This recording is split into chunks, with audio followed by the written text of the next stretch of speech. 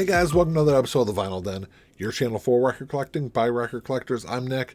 Today I'm talking about an album that when the Record Store Day 2023 list was first announced, I really wanted it. I was really excited for this release, but I ended up passing on it, and I just found it for a great deal. There's a bunch of links down below. Make sure you go check them out. There's links for the Vinyl Den Facebook group, for the merch page, for the Spotify and Apple Music playlists that we put together every week, and of course the Patreon page. So make sure you go check all that out. If you enjoyed the episode, make sure you give me the old thumbs up. Hit that subscribe button down below. Make sure you hit that notification bell so you're notified every time I release new episodes. So when the Record Store Day 2023 list came out earlier this year, I was really excited. I want to say initially there was probably somewhere, I think it was like 12 to 14 titles that I had on my list for Record Store Day. And then the price list came out within the first couple of days that list was out. And because the prices were so crazy on a lot of this stuff, I actually did a whole video about how crazy some of the prices were.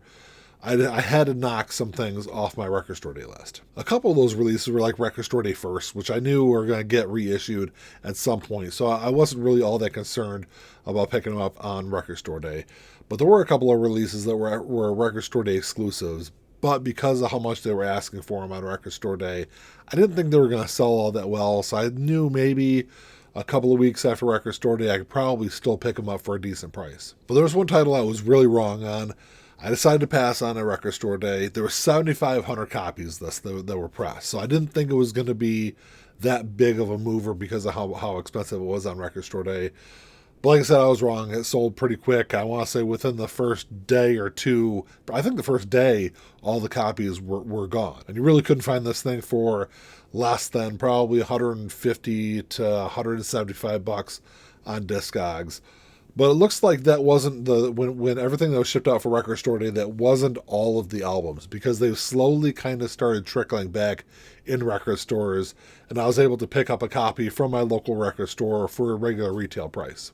So that album that I decided to pass up on Record Store Day, but finally have a copy of it, is Right Here, Right Now by Van Halen. This is the 4LP 30th anniversary release on red vinyl. It's never been available on vinyl before. It's been bootlegged a bunch of times over the years. Even bootlegs of it went for, I think the last time I saw a bootleg, it was like $80 for this release. So I guess, when the Record Store Day list came out and they were asking $100 for it, I thought it was a lot. But then I guess that was mainly off of what I know about the CD. I've got this on CD. And the CD is not that great of a sounding album. I know that there's been rumors, and I think Sammy Hagar even wrote in his book that he went in and re-recorded all the vocals on it. There was a lot of studio doctoring of this album.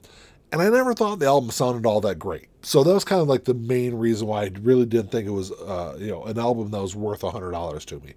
But after the Record Store Day came and went, and people were really raving about how great this album sounded, how far superior it was to that original pressing on CD, and really the packaging on this thing looks really sweet too. That's what kind of pushed me and convinced me to try to track down a copy. But I still wasn't going to pay, 130, 150, 160 bucks for this album, which it was going for online. So that's why when I saw that my local record store got some copies in stock last week, I was really happy to grab a copy. So a little bit about the album. This is the only live album with Sammy Hagar. This was released or recorded between For Unlawful Carnal Knowledge and Balance. So it's in between those two albums. It is a bunch of great. I love the track listing on here. They do a bunch of great songs on here. They do a couple of David Lee Roth era songs that they do a really good job on it also. But like I said, because of what I knew about the CD version, it really kind of made me pause and drop $100 on it. So I can't wait to pop this thing open, check this out, and put it on the record player and give it a spin. But before I open it up, I did want to say on the hype sticker here, it says 30th anniversary 4LP edition, first time on vinyl, pressed from original master tapes. It includes 3 bonus tracks. I think the 2 of the bonus tracks were available on the original DVD release. And then the 3rd track, I don't think has been available before. If I'm wrong, you can drop me a comment and let me know. It also says 180 gram translucent red vinyl, Record Store Day exclusive. The camera wants to focus it all there. So front cover there. Of course, it has the buy now, pay later on the back cover there. I will say that because of the size of this thing, it might be kind of hard to sleeve. I do have some bigger, like 13-inch, dual pocket sleeves that I got from Vinyl Storage Solutions that hopefully this will fit in, but we'll see. Sleeving it might be kind of a pain, but once I got the shrink wrap off there, you can probably see the front cover a little better. There's the back cover of it with the track listing. And then this is kind of an interesting design for this. This is like, it's 4 LPs, but they didn't just do like a tri-fold or something like that. It's got a separate pocket for each one of the album. So there's the inside part of the first part of the jacket there.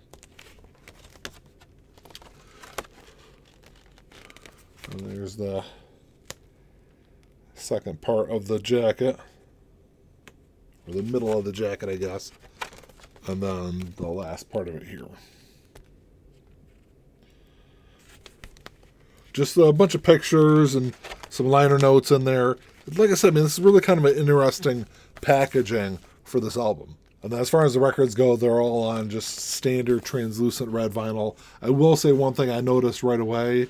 You pay this kind of money for an album, really shouldn't be in paper sleeves. At least have some kind of like some kind of polyline sleeve or something like that. You're spending this kind of money for a record. Put some a little bit more effort into the inner sleeves so you don't get scuffing and things like that on the record. So of course I'll swap all these out, but it's the disc one there. It's just a straightforward, just a standard translucent red. It actually looks beautiful. There's no scuffing or anything from that paper sleeve. I will say that all 4 of the discs are exactly the same, just that same kind of straightforward translucent red design. The interesting thing was with the last album, it was actually the sleeve was in there upside down with the opening on the bottom. It's like little things like that you put a really nice package together. Don't let things like that happen. Make sure it's in there correctly so it's not getting all scuffed up. I haven't pulled it out yet to see if there's any scuffing or scratching on. There's a little bit of scuffing on this last disc. Probably you won't be able to see it in the camera, but a little bit on that last track there. So that's unfortunate. Probably it shouldn't really affect playback at all, but I'll give it a spin and check it out. I did toss that last disc on real quick, and there's a little bit of scuffing on the last track. It doesn't create any background noise or any kind of sound issues on that last disc, so I'm glad about that. But as far as like quality control stuff goes, you can't let things like that happen, especially when you're paying $100 plus for an album like that. Another thing I guess kind of feels a little nitpicky about this release is it's just the standard, it's just the jacket and the albums. There's no inserts, there's nothing else with it, which, like I said, is kind of unfortunate. I get it. It's a 4 LP release. It's going to be really kind of expensive to put together, but it's little things like that I think they could have done to make it overall a better album. I will say that I'm not upset about having it. I'm glad I finally have this in my collection. I can't wait to clean up the other 3 albums and let's do it. Because like I said, I've heard nothing but great reviews about this release. Well, that's all I got for you today, guys. Thanks for checking the show out. Make sure you drop me a comment down below. Let me know, did you pick up this Van Halen release? What did you think about it? Because I've seen very, very, very few negative reviews of this album. But I'm interested to see what you guys think. If you enjoyed the episode, make sure you give me a thumbs up. Hit that subscribe button down below. And that's all I got. Until next time, keep on spinning. Peace.